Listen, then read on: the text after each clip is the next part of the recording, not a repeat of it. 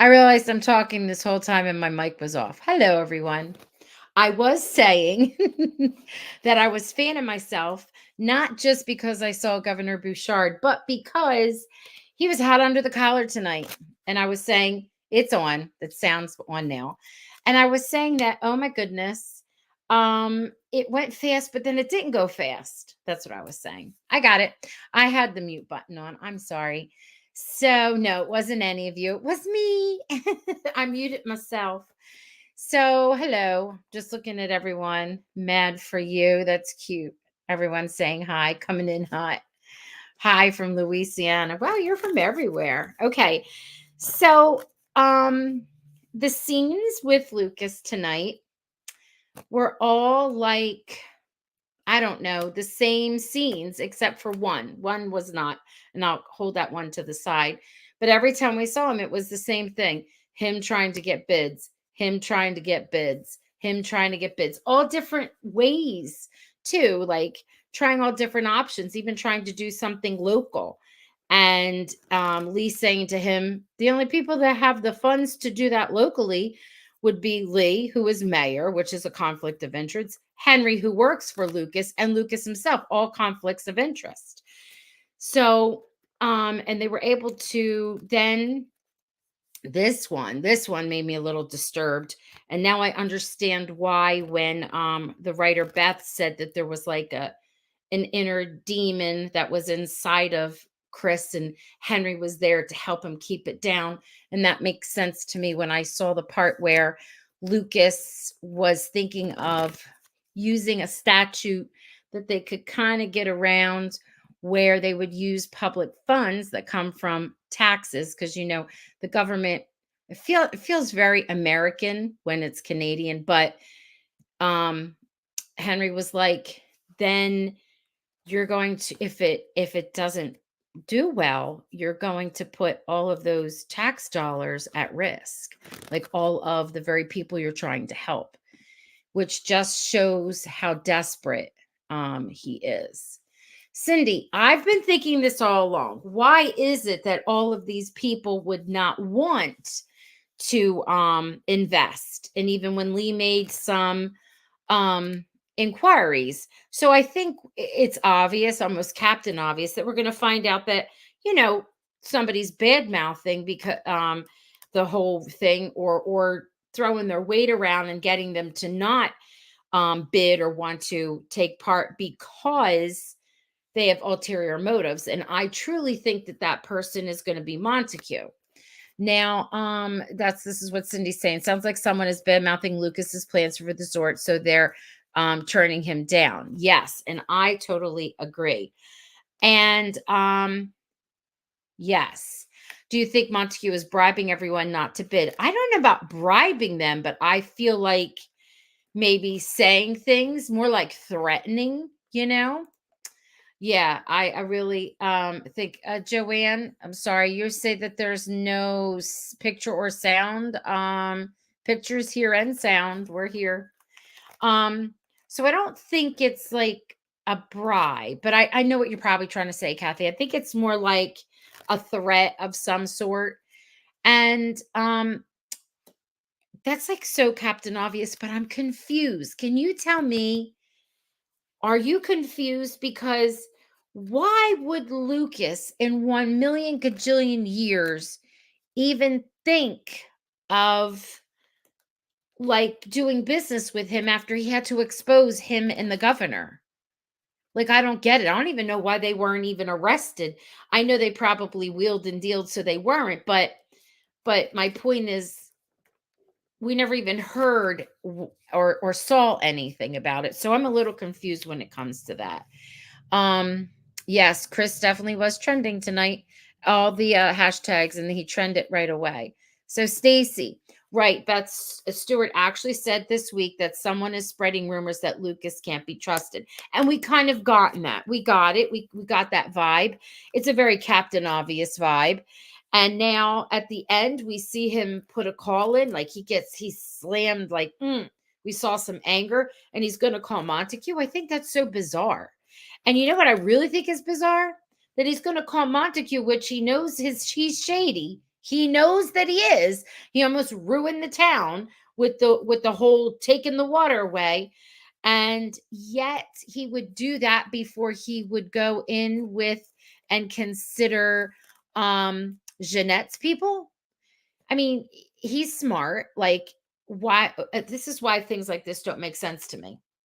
I know it's a show, but as the writing goes, why wouldn't he go investigate who Jeanette's people were to see how legit they were? He could.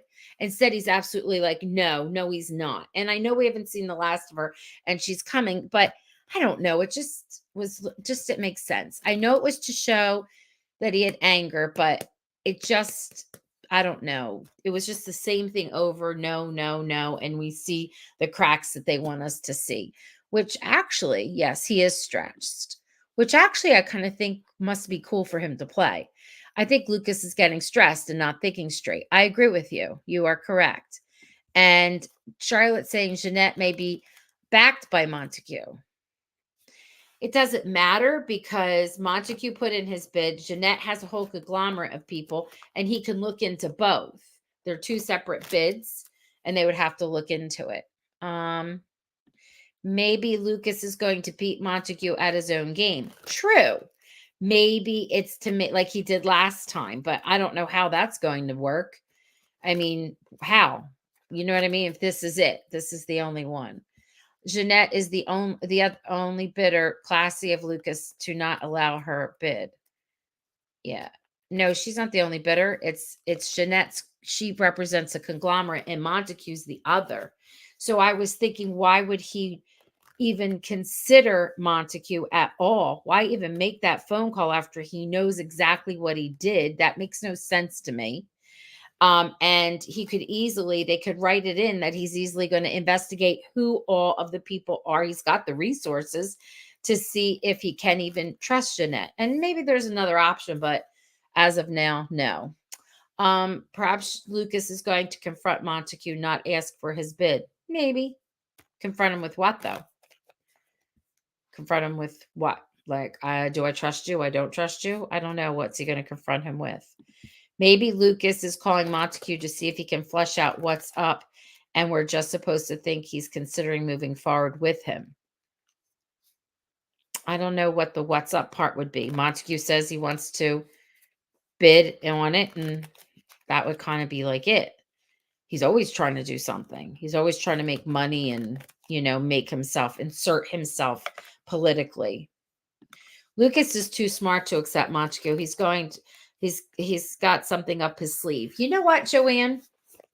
In the past, Lucas was, but I don't know if that's how they're portraying him right now. I'm wondering if right now he is just not thinking right. I mean, think about what he almost wanted to do, and then we had to have Henry like kind of talk him off the ledge. This is a different Lucas. This is like he's obsessed with making this work. The other thing that I think is odd is that aren't there 5,000 other things he should be doing as governor, not just this big plan that he has? And now it really seals the deal. He was reading a newspaper and he had like a little smile on his face.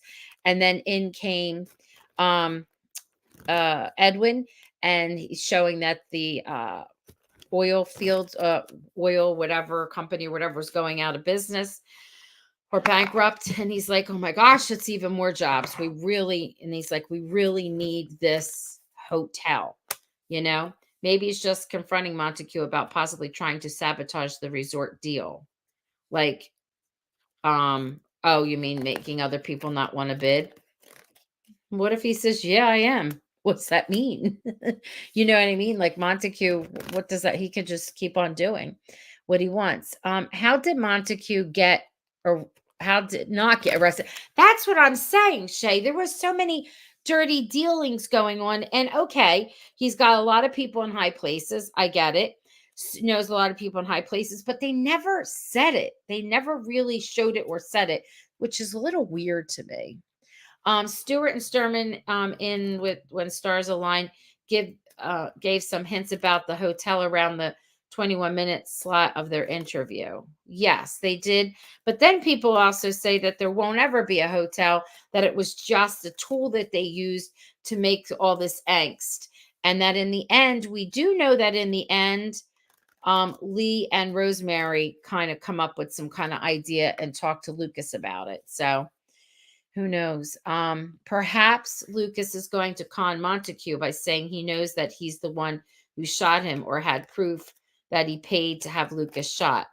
Maybe, but at this point, I don't even think Lucas is even thinking about his own safety. That to me is more of an obsession that thank goodness they are in on it, like Bill and Rosemary are working towards. Chris said Lucas will be stressed and will have a lot to do. So maybe he's not thinking right. He's not. I know he did say that. And he isn't. And we'll see the cracks. But in the end, it'll turn out okay.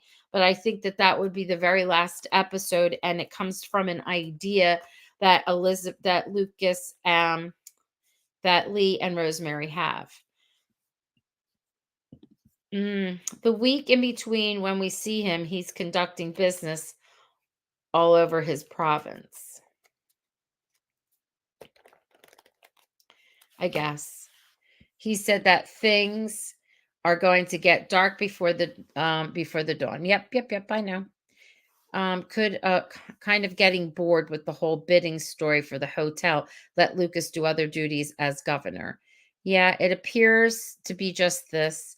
Edwin appears to be guilty of something. I think it's because he's concerned about votes. And he says, they'll lose votes if you don't do this. And he's like, I'm not doing this for votes. I'm doing this for the people and their livelihood.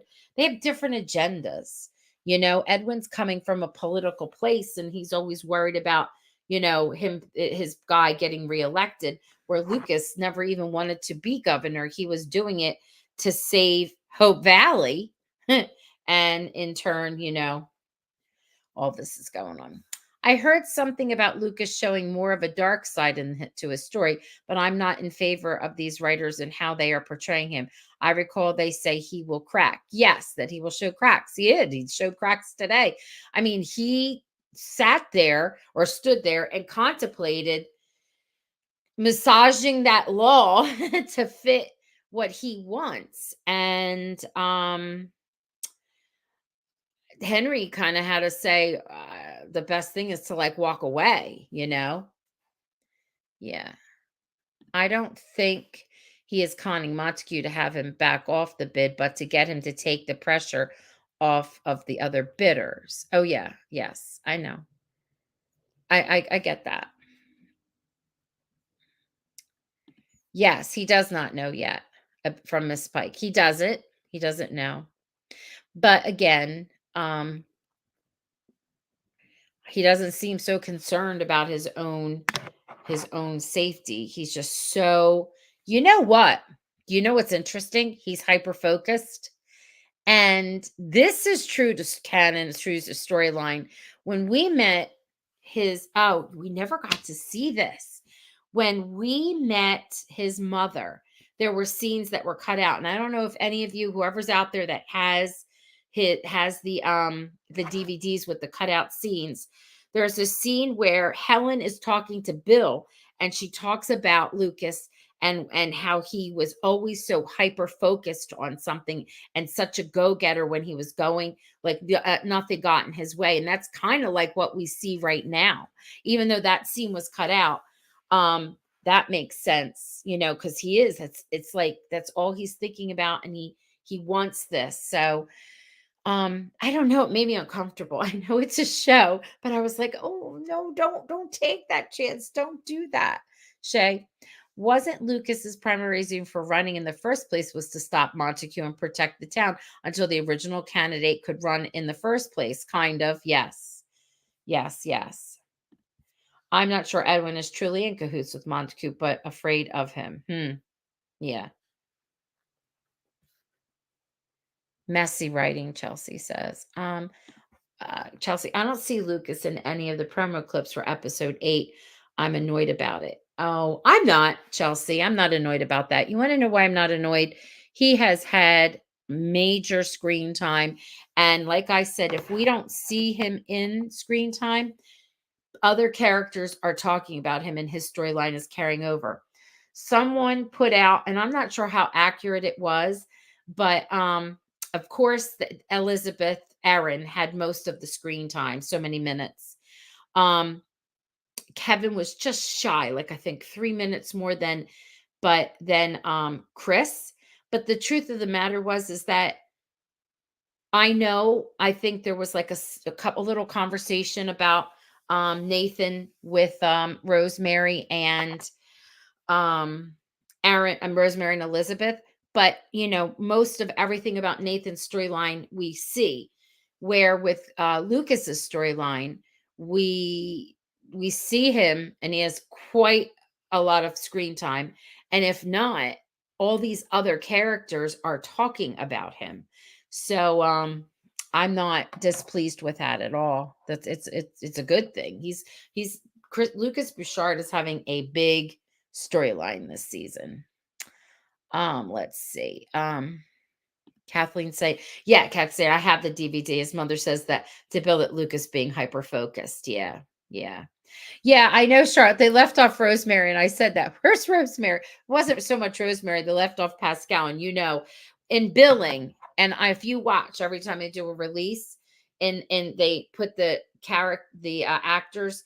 Aaron is always first. Pascal's usually second, not always, but usually, and then Jack Wagner's up there, and then Lee is up there, and then Chris. Chris tends to be like right up in the top 5. So we can't say as fans, we cannot say that Chris, oh, we love Chris and we're not giving him any screen time. And we cannot say that. That is not true. You have to be truthful and you can't be whiny. He's always patient, helping others to a fault. Maybe that's going to cause an emotional breaking point. Yeah, crack, it is. Because he thinks that this is the big thing that they're going to need to do to use, and he can't make it happen. And the frustration is because all these good people would want to, but it's obvious that somebody's making them stop. Let's see. Charlotte, I want to see his pretty face and not just hear about him. Charlotte, we see his pretty face. He's got major screen time. And I'm just saying the plus is not only does he have major screen time, when he's not there, we hear about his storyline. So there's no truth that anybody else has more screen time than him, other than I think it's there's no one. I mean Aaron and Pascal, but I'm saying he got a lot of screen time. Let's see. Donna says, unsettled tonight for the first time. This will be hard to watch. I had said, I'm going to sip my tea for a minute. I had said that I wanted my teacup pretty. I wanted to see him angry. I like that I saw it. I want to see a little bit more of it. And also, I have a question for you. I have a question. Do you think that, I don't know, I feel like, and I'm not one to talk about the humans and their hair and their bodies and whatever, but I feel like the way they're dressing Chris, he looks more buff. I don't know. I'm like wondering if he's working out because he had that movie that he was a detective and he had to run. I don't know. He has like a little more buff appearance to me. Jennifer says everything gets worse before it gets better. Yep, it will. But this is what calls the heart. And he, like, it'll work out. It'll work itself out, that's for sure. Now, they even had Lucas meet Tom Thornton and mention his brother Jack about him being quite the legend around Hope Valley. Listen, that was going to be my question, Kathy, and I should have read what you wrote. But my question was going to be, when that was the scene that had nothing to do with a bid, and I was going to ask for you, and the prize tonight is, I don't know if you saw me making my tea, but it's an infuser and it's heart shaped. a heart-shaped infuser for when you make tea. My question was going to be, when Lucas meets Tom Thornton, what is his response? But Miss Kathy over here, she says it word for word. So I'll come up with something else. All right. Um, let's see. Yes. Margie, Lucas is looking fine since his recovery. He really is. And he looks like, I don't know, he's buff. I think Lucas' style is different than previous seasons. Yes, I do too. It's really sharp though. Like I said before, I think Chris McNally has the most expensive wardrobe. I don't know. That's fine by me, Roxanne. Buff is good. Okay. Let's see what's happening here. Cindy says, there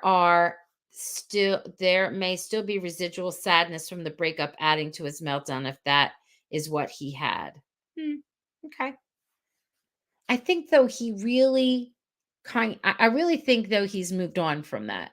I think as the writers that they have him moving on, and he said, just I'd rather be friends than nothing at all. I think that's good. That scene that happened a couple episodes ago, and that's why we see Elizabeth and Nathan and Lighter together and a little bit tiny bit flirty. Anybody think Lucas is going to play a part in fixing the debacle with the choir? He's busy, but it sure would be his style to be the one who saved the day. I don't know. I don't think so.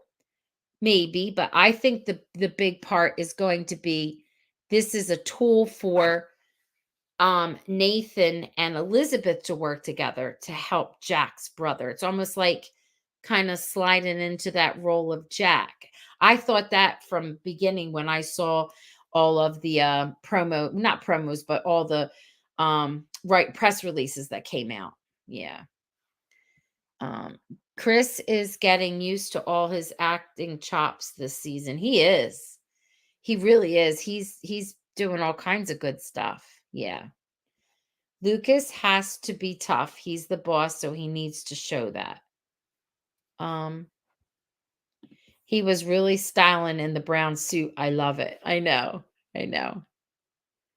No, Kathy, you didn't. You know what? That's my own fault, Kathy, because I read part of it and I thought it would be a great way to segue into my question. Don't feel bad. I'm only kidding. No, no. It's not a big deal. I'm going to come up with something else. Let's see. Will something trigger his memory coming back, or could he have a relapse of some kind? You know what, Jill? I think that we may not have seen him in the promos for next week, but I feel like something has to happen somehow or some way because Higgins, is it Higgins? The man who's supposed to have shot him. Remember, Nathan's going to call in a favor and have when they're transporting him, he's going to do a sleepover in or layover sleepover in the jail in Hope Valley. So I'll have a chance to talk to him.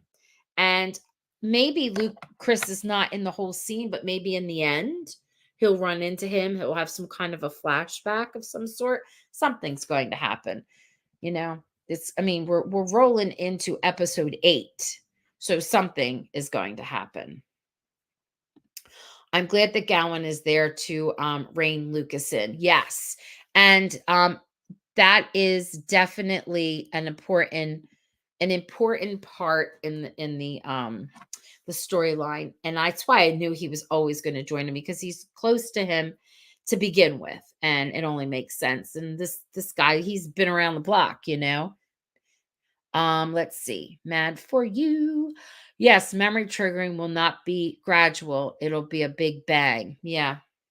Holly, I think that the shooting is related with Lucas's past. The new episode in June that the gangster is coming to Hope Valley. Yes.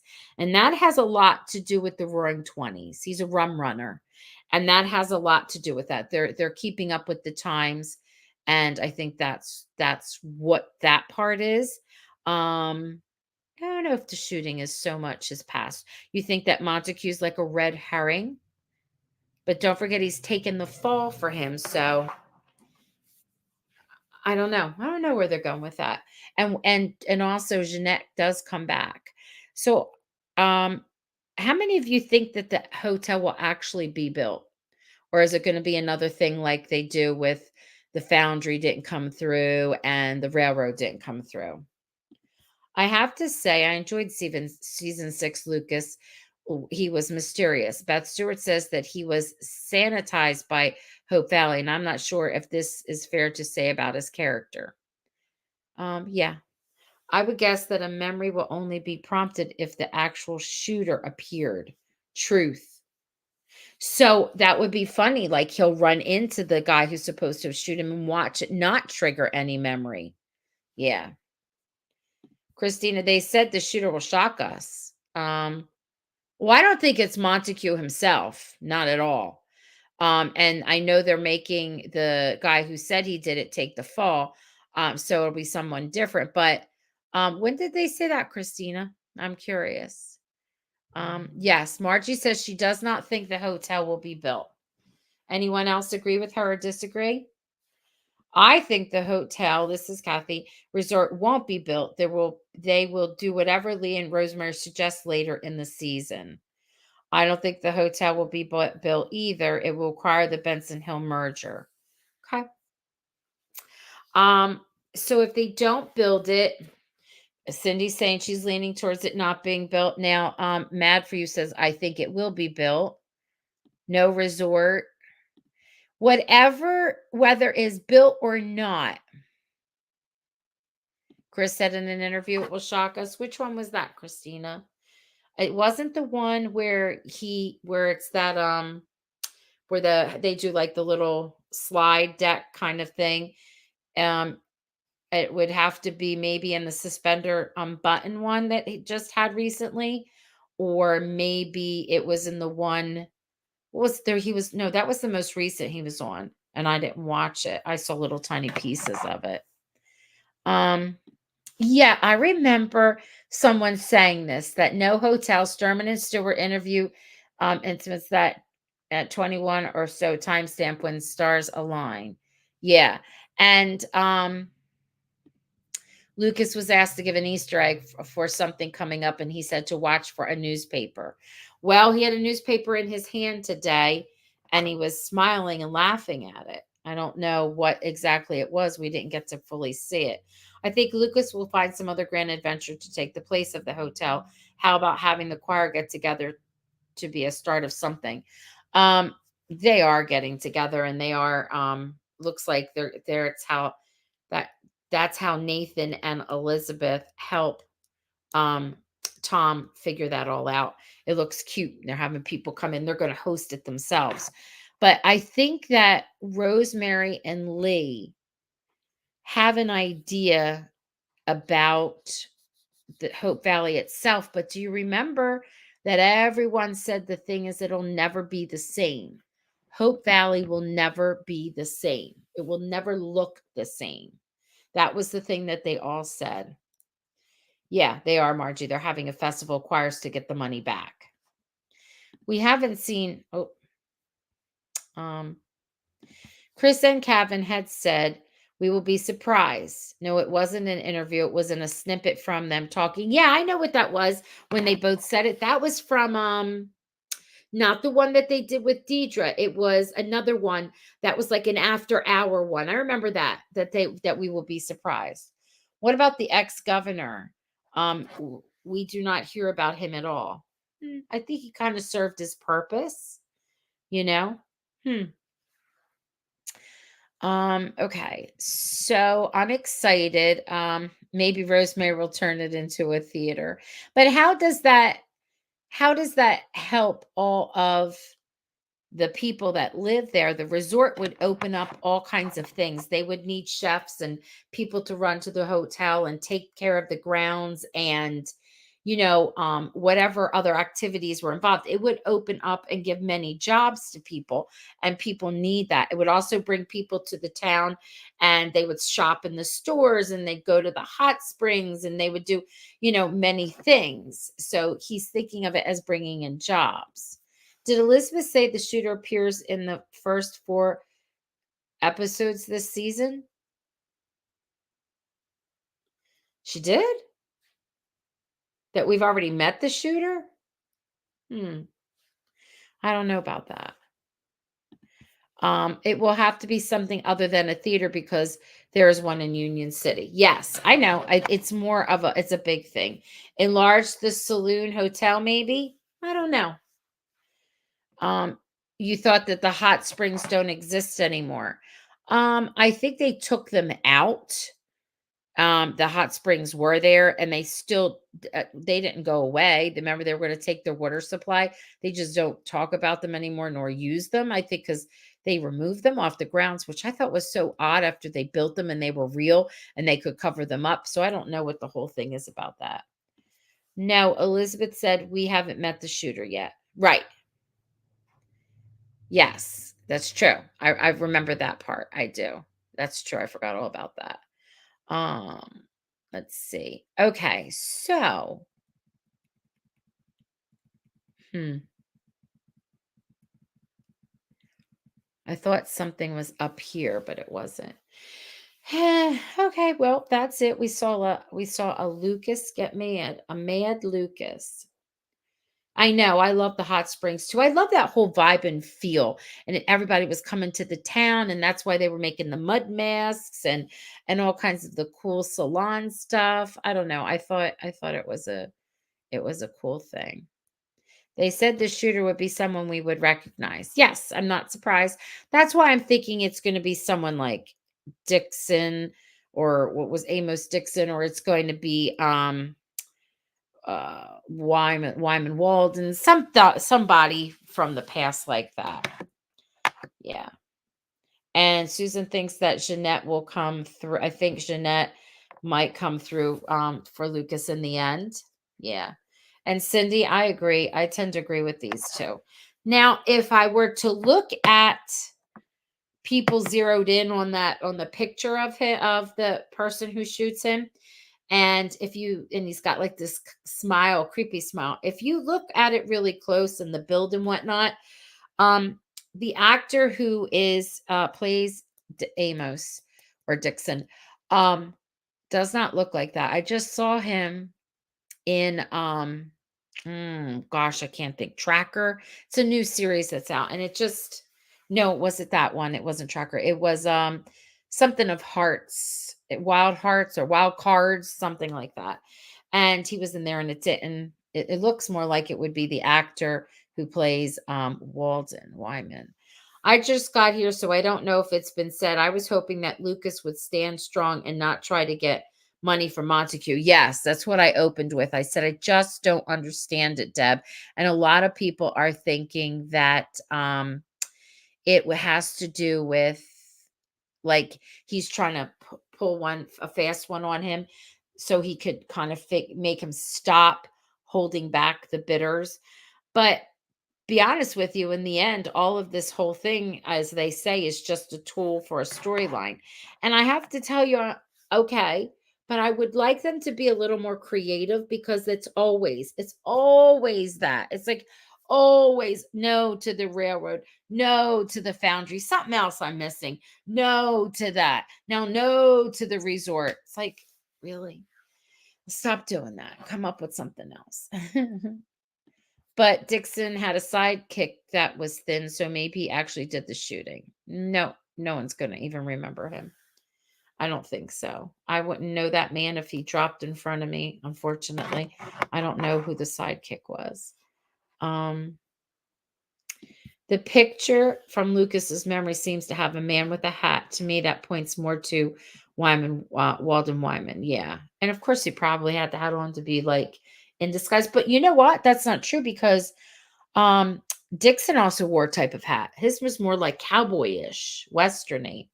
Yep, the oil wells went dry too, so that's another thing that fell to the by the wayside. Yeah, they need to stop repeating storylines. Yes, I know. I know. I know. I know. I know. All right, so this question is for you to win the little heart tea, the little tea heart thing. Infuser. Wait a minute, hold on. We haven't heard. Hi, Cheryl. the conversation with Montague, so we can't assume that Lucas is calling to accept the bid. This is true. It kind of makes you feel like that. Um, so yeah, yeah, I get it. Yes, yes, yes. Oh, Martha said there were 32 scenes tonight. Wow. Wow. Wow. Wow. Wow. Wow. So my question is, it's more of a Chris McNally question than it is a Lucas Bouchard question. So Chris has been doing a ton of um publicity. Like he's had his own little circuit going on. He's a busy guy, right? So I'm wondering, oh, that's okay, Nikki. Hi, Nikki. I'm wondering if you, and I know you're all going to know this. So whoever does it first, whoever I get it first, if anyone can tell me the title of Chris's new mystery series. Got to get the whole title. Chris's new mystery series. What is it? Put it up. And I say series because I want it to be one. It has the potential. It is written to be one, but we'll see if it will be one. All right, what do you got? Lucas is good at pulling a con on a con. You're right, Deb. You are right. All right. Now it goes by whoever I see, whichever one I see first, not necessarily who was first. Okay. Cindy Smith, tip line mystery style. One for murder. Yay, Cindy. Everybody's got it. Who watched it? Did y'all watch it? I mean, I know we got it to trend. We got it a Hallmark Movies Now movie to trend. And I think we'll get it to trend on the 7th too, which is so amazing. We'll get it to trend twice. Look, everybody knew. I loved it. So I had the opportunity to see it a while back, and it was really, I thought it was really cute. I don't want to give things away. I have lined up like the directors are supposed to talk. I'm supposed to talk with them and a few other people. And I don't know what's going on with that because I just don't have a response anymore. I was kind of like left hanging. And next thing I know, I see Chris talking about it on the Suspenders on Button podcast. And I'm like, what? What happened here? And I haven't heard any word back about that. But all of that weeks ago was put in place. So it's coming. I got Holland to talk to Holland first. It does need to be a series. It's set up like it is supposed to be. Yes, yes. Dawson Beaks. And the cat's name is Pawson. So cute. I love it. All right, friends, that's it. It's time for me to go to sleep. I've had a very, very long day. Thank you for tuning in. Tomorrow I will talk about the entire episode and chat about that at 8 o'clock. And then we will go from there. I can't believe it's episode 7 already. And we are more than halfway through. Yes. All right. Thank you for tuning in. Good night, everyone. Good night.